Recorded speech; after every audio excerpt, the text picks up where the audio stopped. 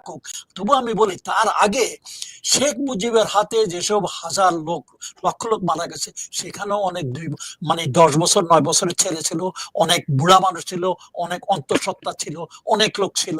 তাদের জন্য দুঃখ করার লোকের একটু সময় নাই?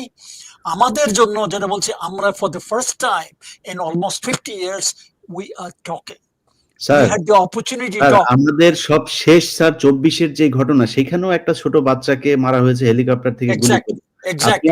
আমার এখানে জনাব আরেক সূর্য সন্তান পাশা, ওনার ওনার ওনার ওনার ইয়ে এই স্ত্রী আসবেন, এবং আপনি জানেন, আপনি তো এই ঘটনাগুলো নিশ্চয়ই জানেন যে পাশার মেয়ে লিজি, তাকে তাকে তাকে দুর্ঘটনার নাটক সাজিয়ে তাকে ট্রাক চাপা দিয়ে হত্যা করা হয়েছে। তিনি শুনেছি, আসবেন। শুনেছি লিরা। তিনি আসবেন আমার এখানে আসবেন। তার ভালো, ইতিহাস আপনারা শুনবেন। তো ভালো, ওই ভালো। মানুষগুলোর জীবনের কোনো দাম নাই। শুধুমাত্র ২৪ এর এই সবশেষ এই ৭ মাস আগের ঘটনা ২০০০ মানুষকে হত্যা সেটাই, করা হয়েছে। আপনি সেটাই, ২৫ জন আর ২০ জন নিয়ে পড়ে আছেন এখনো।